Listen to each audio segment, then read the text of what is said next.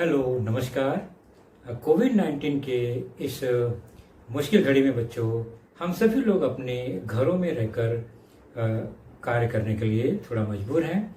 लेकिन मुंबई महानगर पालिका ने आपको घर बैठे ही पढ़ाने या यूं कहें अध्ययन करने का एक मौका दिया है, जो कि हमारे महानगर पालिका के चैनल द्वारा आपको वीडियो के रूप में लेसन प्रसारित किया जाएगा।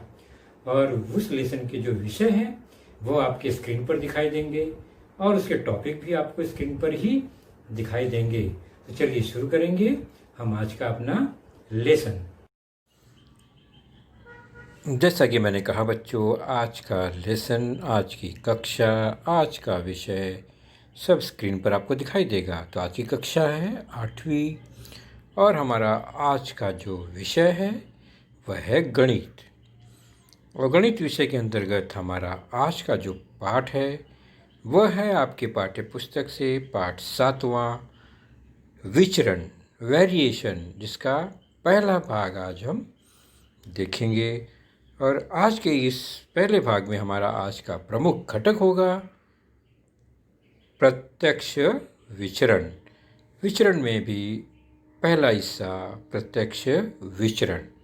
और मैं हूं आपका वर्चुअल मार्गदर्शक अजय कुमार मौर्य, MCGM के वर्चुअल क्लासरूम दादर से। तो शुरू करते हैं आज की चर्चा। और हमारी आज की चर्चा होगी दो घटकों का अनुपात, फिर समानुपात, और उसी से आगे चर्चा बढ़ेगी और फिर वह प्रत्यक्ष विचरण तक जाएगी। तो हम कुछ याद करते हैं, कुछ सिंपल सा उदाहरण, व्यवहारिक उदाहरण हम एक देखते हैं। इस उदाहरण को हम पूरे लेसन में देखेंगे।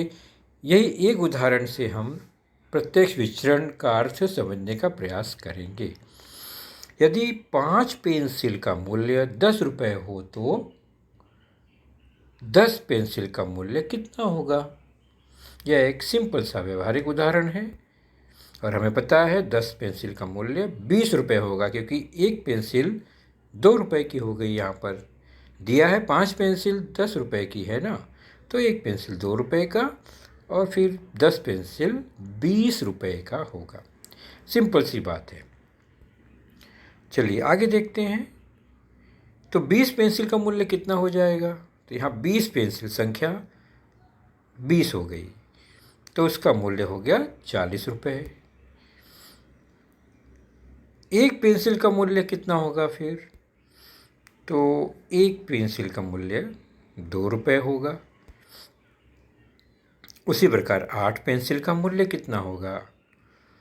तो 2 रुपये के हिसाब से 8 पेंसिल का मूल्य 16 रुपये हो गया। और फिर 50 पेंसिल का मूल्य कितना हुआ? तो 50 पेंसिल का मूल्य हो जाएगा 50 गुणे 2 अर्थात 100 रुपये। तो यह सिंपल सी जानकारी, और हमने उसके द्वारा अलग अलग पेंसिल की संख्या से उसका मूल्य ज्ञात कर लिया। अब ये जो जानकारी हमने निकाली अभी अलग अलग संख्या से पेंसिल का मूल्य, उसमें कुछ न कुछ संबंध है। क्या संबंध है वही हम अभी देखेंगे।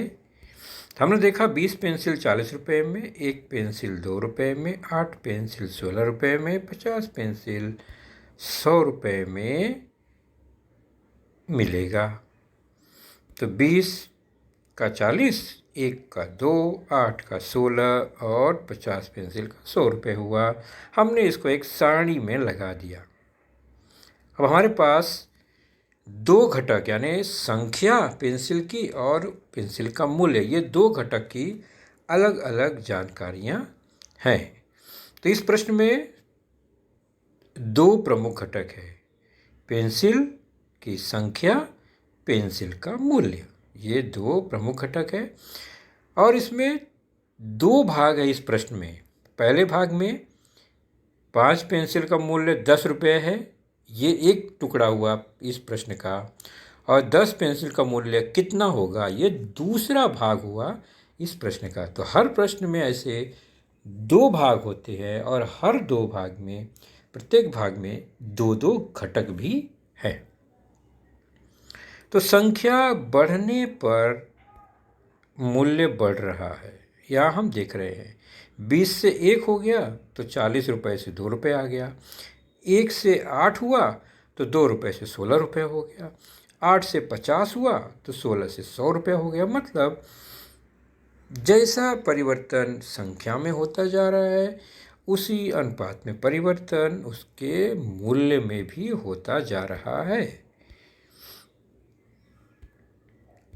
तो अभी हमने यह एक सारणीबद्ध रचना की और निष्कर्ष निकाला कि दोनों घटकों में परिवर्तन एक जैसा है, यानी बढ़ रहा है तो बढ़ता है, घट रहा है तो घटता है। एक के बढ़ने से दूसरा बढ़ रहा है, एक के घटने से दूसरा भी घट रहा है। ये हमने देखा। अब हम क्या करेंगे, इन्हीं दोनों घटकों का संख्या और मूल्य का अनुपात निकालते हैं। तो अनुपात निकालने के लिए दोनों घटकों को बटे के रूप में लिखेंगे। संख्या बटे मूल्य लिखा हमने, और बारी बारी से हर जानकारी को अनुपात के रूप में लिखते हैं। पहला है 20 और 40, तो हमने 20 और 40 का अनुपात बनाया। फिर दूसरा है 1 और 2 रुपये, तो 1 और 2 का अनुपात बनाया। तीसरी जानकारी थी 8 पेंसिल और 16 रुपये, तो हमने 8 और 16 का अनुपात बनाया। उसी प्रकार 50 पेंसिल का दाम 100 रुपया है, तो 50 और 100 का अनुपात बनाया। और ध्यान से इस अनुपात को देखेंगे और संक्षिप्त रूप देंगे, यानी छोटा से छोटा रूप, तो आपको मिलेगा कि सभी अनुपात जो हैं समान हैं। 20 और 40 को काट के 1/2 बन जाएगा। 1/2 पहले से ही है। फिर 8/16 को काटेंगे तो वो भी 8 एकम 8, 8 दूनी 16, 1/2 हो जाएगा। 50 और 100 को भी संक्षिप्त रूप देंगे तो 1/2 हो जाएगा। मतलब जितना भी यहाँ पर अनुपात मिल रहा है सभी का मान स्थिर है, अचर है, कांस्टेंट है, फिक्स है, निश्चित है ना। तो संख्या और मूल्य, इन दोनों घटकों का अनुपात जो है वो स्थिर है। तो जैसे जैसे पुस्तकों की संख्या में परिवर्तन होता जाता है उसी क्रम में मूल्यों में भी परिवर्तन होता जाता है। इसी कारण उनका जो अनुपात है वह स्थिर आ रहा है।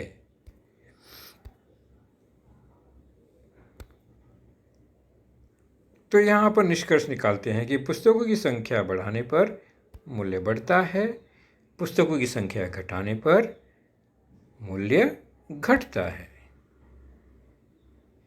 इसलिए हम कह सकते हैं कि पुस्तकों की संख्या और मूल्य का अनुपात समान है, या यूं कहें कि संख्या और मूल्य समानुपात में हैं।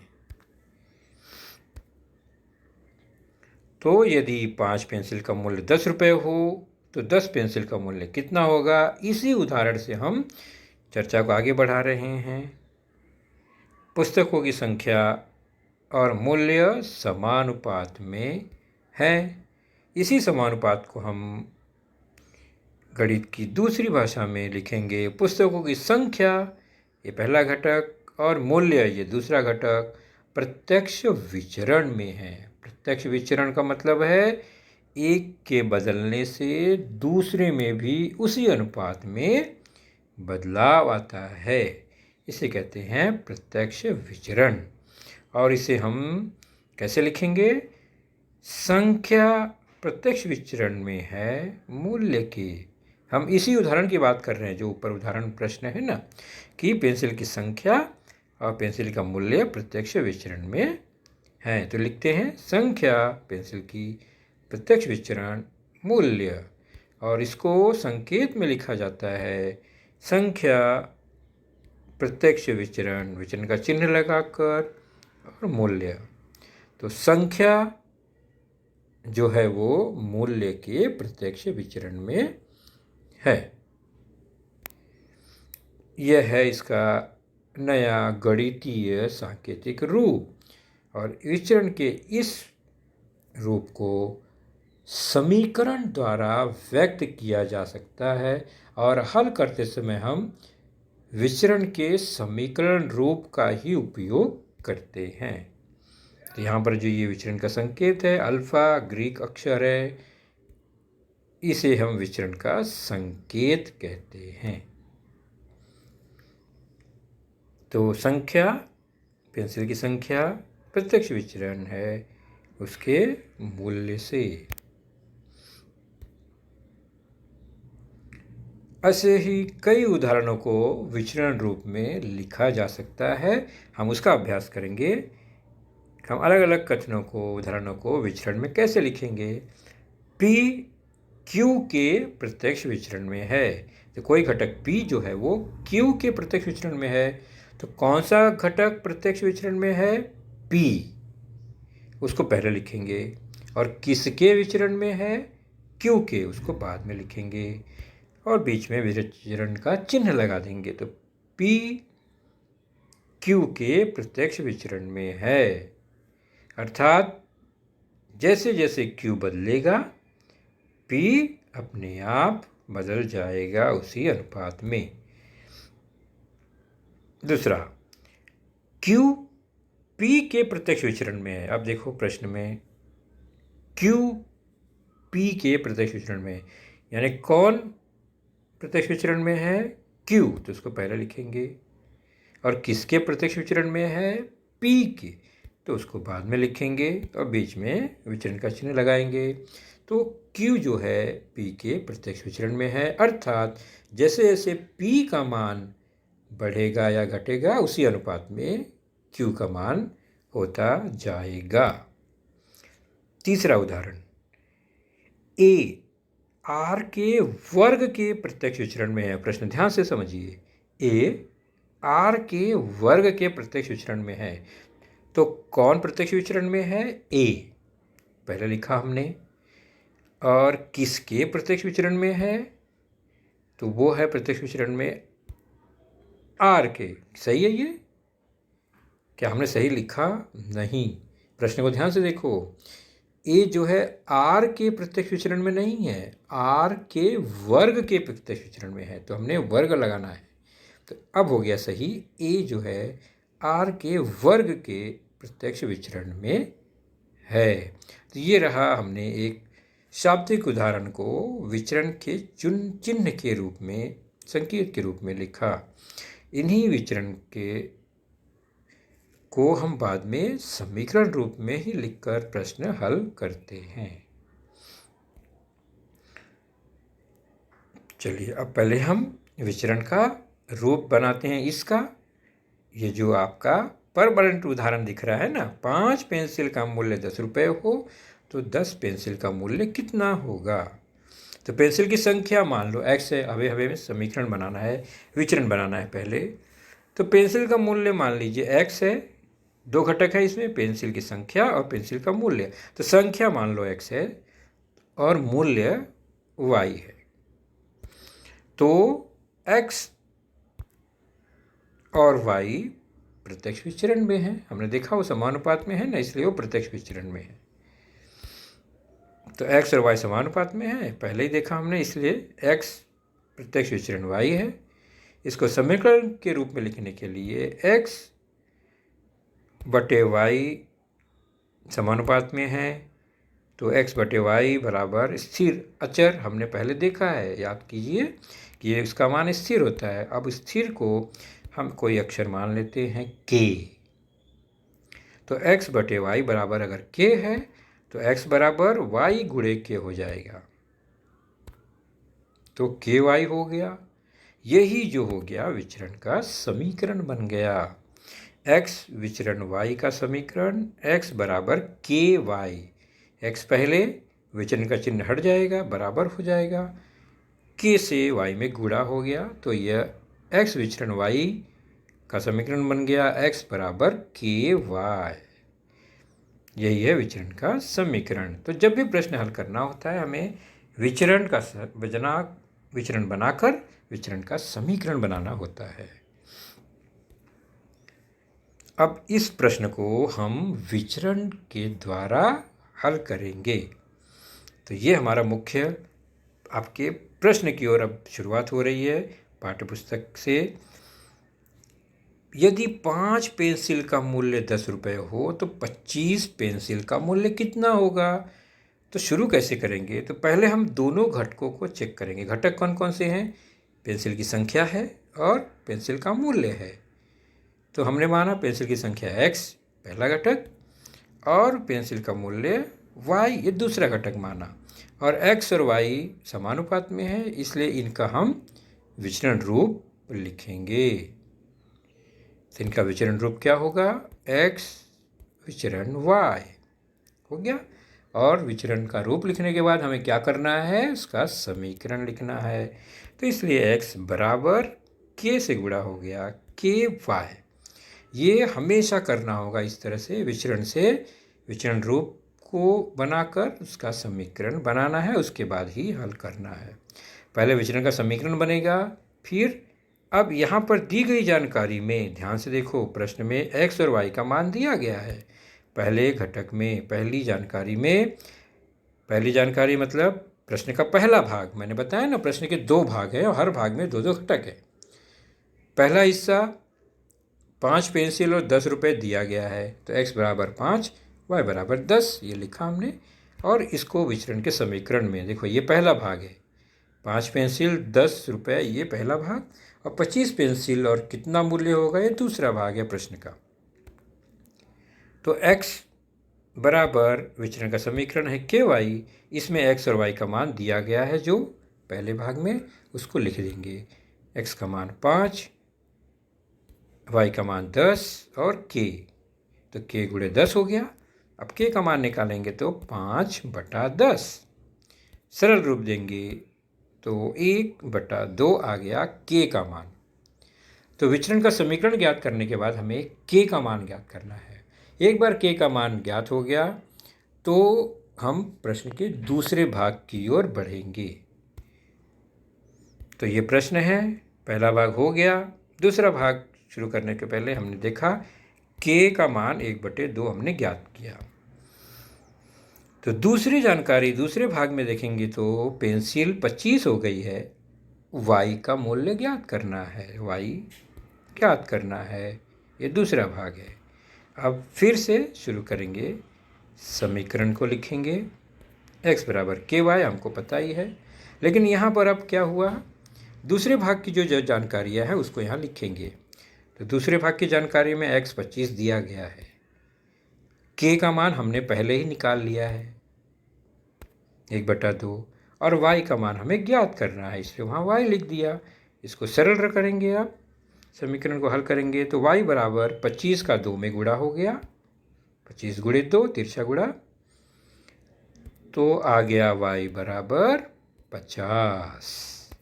तो यहाँ y का मान आ गया 50। तो 25 पेंसिल का मूल्य 50 रुपये होगा। तो बहुत सिंपल सा स्टेप फॉलो करके हमने प्रश्न हल कर लिया। चलिए, तो कुछ स्टेप जो हमने अभी फॉलो किया उसको एक बार रिवाइज कर लेते हैं, हमने क्या क्या किया। तो सबसे पहले हमने क्या किया, प्रश्न को प्रमुख 2 भागों में बांटा, यानी कौन सा 2 हिस्सा है जिसमें कि पहले हिस्से में जानकारी दी गई है 2 घटकों की, दूसरे हिस्से में 2 घटक में से एक घटक की जानकारी दी जाती है, दूसरे को ज्ञात करना होता है। उसके बाद हमने प्रत्येक भाग में दोनों घटकों को पहचाना कि कौन कौन से घटक उसमें हैं। उसके बाद घटक के मान से हमने विचरण का समीकरण बनाया, विचरण और विचरण का समीकरण बनाया। उसके बाद हमने फिर उससे k का मान ज्ञात किया, और अब इस k का मान लेकर प्रश्न के दूसरे भाग में जाएंगे और वहाँ पर फिर से विचरण का समीकरण लेकर k का मान रखकर अज्ञात घटक का मान रखकर या अज्ञात घटक ज्ञात घटकों से ज्ञात करेंगे। उदाहरण देखते हैं अब। प्रश्न संग्रह 7.1 पेज 36 पर है आपके पुस्तक में। पहला ही प्रश्न है, विचरण के चिन्ह का उपयोग करके लिखिए। विचरण का चिन्ह का उपयोग करना है मतलब क्या? पहला प्रश्न है, वृत्त की परिधि C, उसकी त्रिज्या R के समानुपात में है।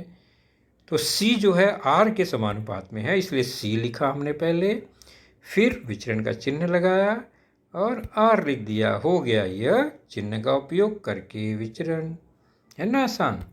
दूसरा देखते हैं, कार में भरा हुआ पेट्रोल L, उसके द्वारा तय की गई दूरी D प्रत्यक्ष विचरण में होती है।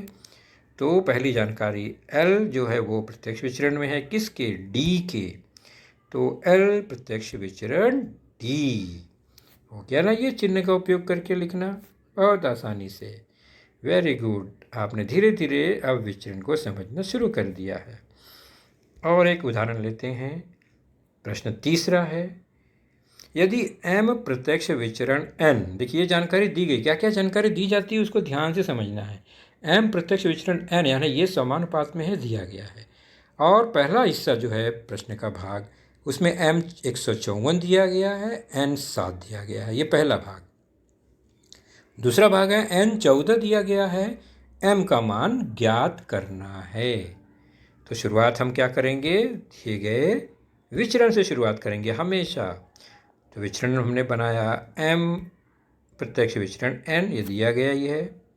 तो हमारा विचरण का समीकरण क्या बनेगा? M बराबर, याद आया, K का गुणा करेंगे, KN। अब इसमें पहली जानकारी में M और N का मान क्या क्या दिया गया है? M 154, N 7 दिया गया है। तो अब M का मान 154, 154 रखकर समीकरण को तैयार करेंगे। K गुणे 7 हुआ, K का मान हो गया 154 अपॉन 7, 154 बटे 7 हो जाएगा। पक्षांतर द्वारा करेंगे हम, तो K का मान संक्षिप्त रूप देंगे तो 7 दूनी 14, 7 दूनी 14, 22 आ गया। तो हमें मिला K बराबर 22, 22। पहले हमने 5 स्टेप देखा। K का मान ज्ञात करने के बाद क्या करेंगे? प्रश्न के दूसरे हिस्से में जाएंगे, वहाँ पर देखेंगे N का मान 14 दिया गया है और M का मान हमें ज्ञात करना है। अब इसी जानकारी के आधार पर समीकरण का प्रयोग करेंगे। हमें पता है M बराबर KN। अब इस M बराबर KN में ये जानकारी लिख देंगे। M का मान ज्ञात करना है, K का मान 22 निकाला है, N का मान 14 दिया गया है। हल करेंगे, M बराबर 22 गुणे 14, 22 मल्टीप्लाई बाय 14, और गुणा करने पे आ गया 308, 308, मतलब M का मान 308 आया। तो इसी तरह प्रश्नों में 2 भाग है, उसको ध्यान से देखेंगे। हर प्रश्न में 2 भाग होते हैं, उसमें से पहले भाग में दोनों घटकों की जानकारी दी गई होती है जिससे हम K ज्ञात करते हैं। दूसरे भाग में एक घटक की जानकारी दी जाती है, दूसरे को ज्ञात करना होता है। तो धीरे धीरे आपने विचरण को समझ लिया होगा। तो बच्चों, आपने देखा आज का लेसन, उसके प्रमुख मुद्दों को ध्यान से बार बार दोबारा देखकर समझने का प्रयास कीजिए, क्योंकि एक बार देखने पर किसी को भी वो पूरा मुद्दा समझ में नहीं आता।